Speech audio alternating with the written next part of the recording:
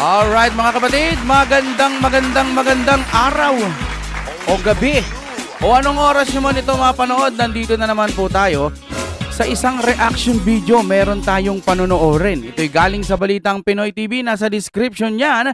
Narito, grabe to, malaking banggaan. Breaking news, kakapasok lang kung Aries. Ano bang basa nito? Aries, no? Bumuelta na. Yan. Correct me if I'm wrong, ha. Pa-comment na lang kung anong pagkabigasan. Eric ba? Aries? O nagkamali lang? Aries siguro to, no? Hindi naman pwedeng Aries. Yung sa kongreso ata, yung nagsalita, alam ko, mayor ata to. Congressman, ano? Na sinalaula yung budget, etc. Ano to? Kumbaga, bumabangga to ngayon sa malaking tangke, no? Na maraming lamang tangke. Yung full loaded na tangke. Ayan.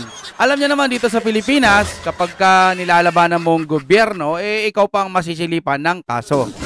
Panoorin na natin ito mga kapatid. Kung gusto niyo naman ng mura na at mabilis na internet, nandito na ang Fiber ni Juan. Maaasahan. Ay, kaya maganda tawag yan. na. Baka meron na sa inyong Yan. lugar ang Fiber ni Juan. Fiber ni Juan mga kapatid, tapat po sa inyo. Napaka-the best po niyan. Shout out Sir Brents, we love you again. Okay, ito na. Simulan na natin. Ano bang meron? Puro billion din ang usapan dito, no? Tahimik pa rin sila, Madam Risa. Ontiveros. Okay, i-play na ho natin. Sino po ang unang may responsibilidad? Ang Pangulo. 2023. GAA. Tama. Sinalaula ng Kongreso. Pinawasan ang pondo niya ng halos 300 bilyon. Hindi nangyari yan sa kasaysayan ng mga naging Pangulo sa Pilipinas. O di maganda ngayon lang. Sabi nga ni Madam Aimee, ako bumabase lang sa sinasabi ni Madam Aimee. Gumagamit kasi yung kapatid niya. Ngayon, kapag ka ganun, wala talaga sa matinong pag-iisip. Kita mo, ang dami niyang wala siyang alam. Hindi ko alam anong nangyari dito, anong nangyari dyan, anong nagkaganon, binangga ng barko, etc. 5,500 flood control, tas may ghost project, pinipiga-piga yung semento, yung mga ganon. Wala talaga. Tuloy tayo. Pinabayaan niya, hindi siya kumibo. Yung gabinete niya, hindi kumibo. Specific yun. 2024, binawasan, sinalaula ng Kongresong ito, 500 billion. Binawasan ng President's budget, hindi kumibo ang Presidente, hindi kumibo ang ating mga kabinete. Ngayon, pagka kumibo-kibo ka dyan, ikaw ang kakasuhan, sir. Alam niyo naman ng gobyerno natin ngayon. No? Dadaan yan sa due process, tapos iimbestigahan yan in private. Tapos wala ka na. Sa susunod yan, ikaw na ang maraming kaso. No, ito'y base lamang sa aking opinion. Kasi kung sino yung nagsusumbong, yun pa yung kakasuhan. Ayan ang napapansin natin sa gobyerno ngayon. Ang tatalino talaga. Hanggaling. Tali tayo. 2025, 473 billion. Laki. Pati yung mga pondo para sa mga flagship projects ng Pangulo, inalis. Nako. Kaya na-delay na lahat ng mga proyekto. Hindi pa rin kumibo ang Pangulo. Hindi pa rin kumibo ang kabinete. Number one na may problema, command responsibility ang ating Pangulo. Ayan na, delikado na yan. No, pero believe ako sa mga ganitong tao dahil talagang kung ano yung paninindigan niya sa puso niya para sa bayan, may takot sa Diyos. Believe ako dito. Believe. Ang problema dito, sir, kapag ganito ho kayo, wala, sisilipan kayo ng sisilipan yan. Abangan lang ho natin, tignan natin kung magkakaroon ng kaso to. Sisilipan yung lugar niya, sisilipan yung budget niya, titignan kung ano yung mga budget niya, tapos magugulat kayo, wala na, tatahimik na yan. Ha? Base lang sa opinion natin. Narito ang Balitang Pinoy TV. Alright. Okay, tuloy-tuloy na natin. Ito ang isang video na umiinit ang debate nitong si Garin at si Erice, no? Congressman Garin at Congressman Erice. Nagkainitan ang kanilang debate patungkol po sa usaping reforma ng ating sistema sa ating gobyerno, no? At ang panawagan ni Erice, ni Kong Erice, na dapat din natin pag-usapan ang accountability ng presidente ng Pilipinas. Kasi nabanggit na ni Zaldico na kasali pala ang presidente natin. At yan po ay sa tingin ko ay pareho rin sila ni Congressman Paulo Pulong Duterte na nakakabahala po yung mga nabanggit ni Zaldico. Okay. Ayaw nga magpates. Baka kasi ano kami, uto-uto. Gonggong. Kailangan mo magpa-test para makita ng mga sambayan ng Pilipino. Ano ba tawag doon? Accountability o kailangan naka-private? Diba? Kailangan makita ng tao paano magtitiwala yung tao sa'yo. Ang dami ng akusang sinasabi sa'yo. Ayaw mo pa rin magpa-test. Ayaw nga magpa-test tapos gusto nyo makita pa yung budget niya. Hindi. Bukas kayo ng bukas ng mga pwedeng mapag-usapang paninira sa mga Duterte. Gaya po ng confidential fund ni BP Sara. Maliit lang, samantalang sa kanila ang lalaki. Ang daming mga confidential fund. Ba't ayaw niyong ratratin? Oy, katok-katok! Sa mga, lalo na yung mga kakampuet. Oy, gising, gising! Puro kayo Duterte, atake kayo ng atake. Mas malalala yung mga nandoon. Kay BP Sara na patunayan niya na. Sinasabi ng COA, walang masamang tinapay. Samantalang kayo tahitahimik lang. Doon sa nagtatanggol doon sa mga kakampuet. Uy, magising naman kayo. Ano sinasabi nyo nagpo-post sila? Bakit? Nung panahon po ng issue kay BP Sara Duterte, ang ingay, puro pa-interview. Kahit yung party list. O pero ngayon, nakikitaan nyo ba sila? Puro post lang sa Facebook, tapos matatabang pa. Umatake kayo ngayon, mga bahagang buntot. Dati, tatapang nyo nung wala pang kapangyarihan si PBBM, pero ngayon may kapangyarihan na, wala na. Ay, kakampwet talaga itong mga to. Ay, ano na? Kakampwet pa rin kayo hanggang ngayon. Anak ng teting, ayaw nyo ng pagbabago kasi galit kayo kay BP Sara. Yun lang yun, di kayo makaporma. Kapag halimbawang maupo, kaya ayaw nyong suportahan yung BBM resign. Yun ang nakikita natin. Tuloy natin to. Okay? So ito po yung ipapakita natin na debate nila. Okay? Pero bago ang lahat, bago natin ito itatalakay lahat, help me po na i-like muna ha at i-share itong video na ito para guys kakalat ito sa taong bayan. Okay? Sabay-sabay nating i-like muna at i-share itong video natin, Facebook at YouTube. 1, 2, 3, go. Okay? Like and share para ha, maraming makalam. And also guys, paki-subscribe at paki-follow ito para lagi kayong updated sa mga balita na kagaya nito at ma-notify ang inyong mga cellphones kung meron tayong breaking news. Okay? So, kagaya nito, breaking news ito. So, sabay-sabay natin i-follow, i-subscribe, Facebook at YouTube. Ready? Follow, subscribe. 1, 2, 3, go! Ayan, thank you very much. Ito, panoorin na natin itong debate ni Garin at ni Erice. Tingnan natin kung sino ang tama sa kanila o sino yung may tama sa kanila. Ito, panoorin natin. Thank you, Madam Majority Leader. Mr. Speaker, kanina narinig ko yung katapusan ng speech ng ating kasamahan, si Congressman Erice, when he mentioned yung mga spokesperson ay nagpapalusot lang. Can he expound on the specifics of this crucial allegation? Tama naman, ang papalusot Mr. Speaker, distinguished colleague, kita naman natin yung mga sagot ni spokesperson De Castro.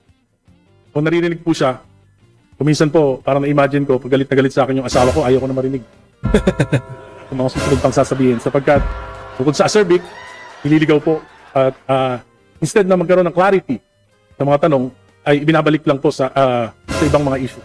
Kaya sa tingin ko... Mr. Speaker, can we categorically ask the Honorable Erice, what specific statement of the spokesperson is he referring to and is alleging to as palusot? Well, for example, the 100 billion. Garin, sa sobrang dami, Garin. Di mo na malaya. Para kang si Castro rin eh. Di alam nila yan. Ganyang mga edad. Alam na nila yan. Ang problema kasi mga kapatid, nabasbasan na yan eh. Kakampihan ng kabila eh. Di ba? Walang ibang makikita yan kundi sila ang tama kahit nararamdaman na nilang mali, kahit pakiramdam nilang mali. Basta may AIK, may Romualdez, mga ganon, di ba? Kasama yung mga yan eh. Wala ka nga asahan dyan na sagot, kundi lahat sila tama, di ba? Kahit magdadakdak ka dyan sa Kongreso, kahit pinakadakdak mo pa, ilakas mo pa yung boses mo, hanggat nakaupo si BBM, wala. Nasa kanila ang kapangyarihan. Ang magagawa lang ng taong bayan, kailan ba daw yun? Sabi parang 27. Kailan ba yun? Kailangan magkaisa na lahat. Ngayon, kung 2% lang yung sinasabi nilang ang Iglesia ni Cristo, paano naman kapag, ito nagpaplano na raw yung mga Katoliko. Ilang percent ba ang Katoliko dito sa atin? Ang dami. Kung lahat tayo magsama-sama po para magkaroon po, ano ba tawag ko? Panawagan. Ipakulong lahat ng mga sangkot sa illegal. Hindi yung ito mga to, hanggat nakaupo tong mga to, wala. Para tong mga, sa akin lang ha, opinion lang o para silang mga garapata, na sumisip-sip ng dugo. Yan ang nakikita ko dyan. Mga langaw na nakatungtong sa kalabaw. Yan. Ang daming palusot. Di mo lang namalayan. Ang dami. In insertions, dapat sagutin po yun. Dito, Hindi lang yung in example ni Rize, yung 100 billion na sinabi ng Zaldico na si Bongbong Marcos ang nagpa-insert doon. Ito yung palusot ni Castro. hindi pwedeng sabihin na baliwala yun. Yung 100 billion insertions, dapat po sagutin. Kasi po nakita ko yung mga ilistahan nun. For example, doon sa 100 billion na insertion, Ano ba, kailangan ba talagang baliwalain yun? Hoy, mga kapatid, mga kababayan, bilyon. 1 billion nga eh. Bakit hindi mo ba? Sila nga, 125 million. Kay BP Sara, ayaw nilang baliwalain. Nag-i-impeach pa sila. 1, 2, 3, 4. Impeachment. Ayaw nilang baliwalain. Yung kayang 100 billion, babaliwalain nyo? Ay, ano ba itong mga to? Bakit? Kayo may mga utak dyan, hoy. Magsikilos naman kayo. Naambunan ba kayo, sir? Ano ba yan? Ba't ganyan naman po? Awanan, apo. Kung pinagtatanggol nyo yung mali, wala. Malabong magbabago ang gobyerno natin kapag yung mga nandiyadyang mga nakaupo. Magbabaliwala? Babaliwalain lang? Ay? Ang tindi nyo kay BP Sara, ha? Tapos ngayon, 100 billion, wala lang? Ay!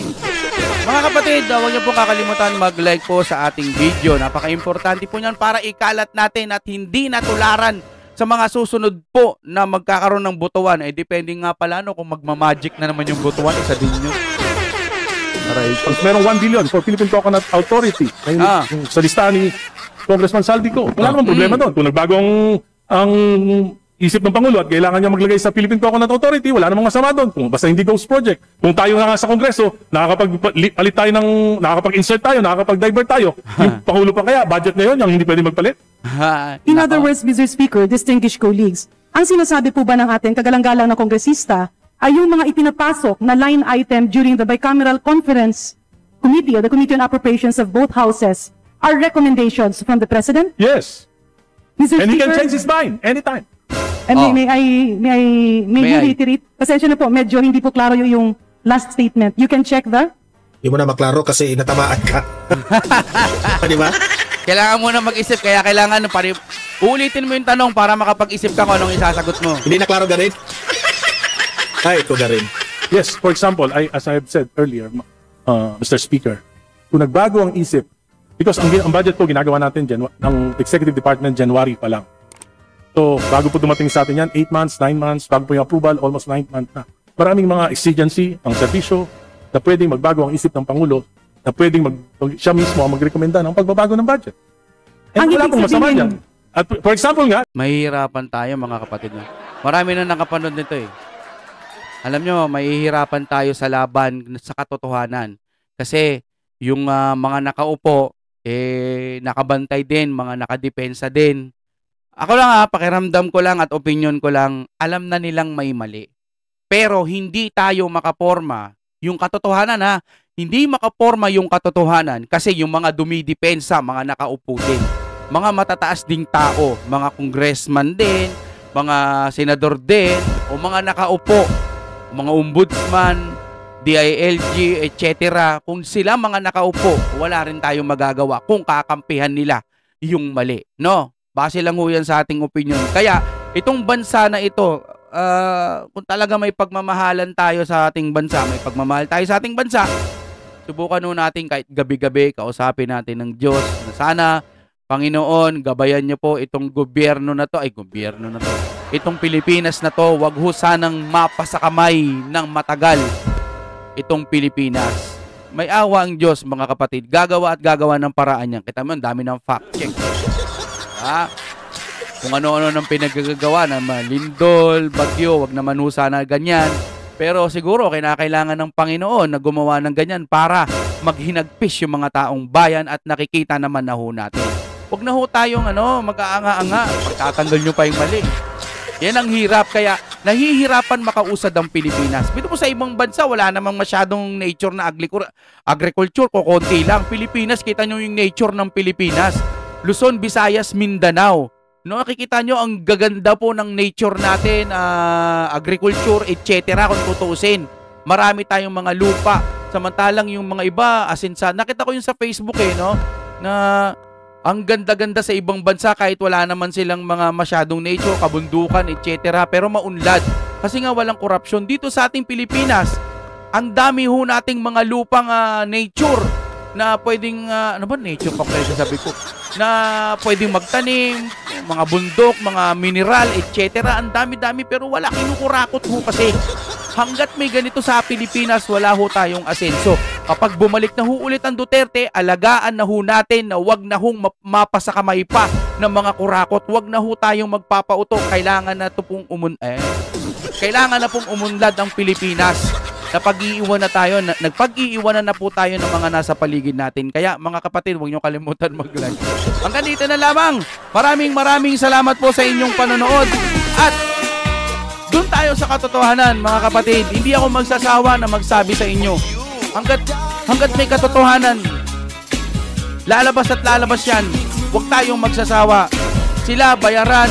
Gusto nila, ganyan sila mamuhay. Praise the Lord, praise the Lord. Salamat sa blessing, no? Lagi kong inuulit yan. Kaya mo sila. Alam na nilang maray, pero praise the Lord pa rin. No? Wala ho rito ang kayamanan natin. Nasa taas. Dito, pansamantala lang po.